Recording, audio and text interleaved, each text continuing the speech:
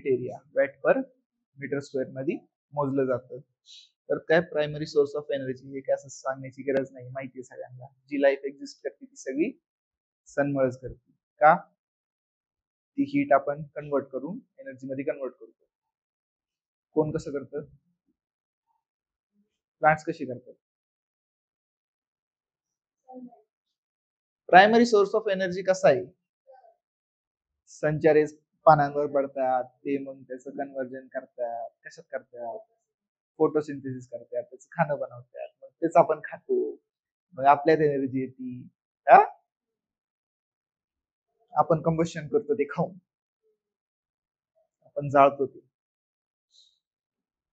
affects temperature, weather patterns and life process. कसं? Idea?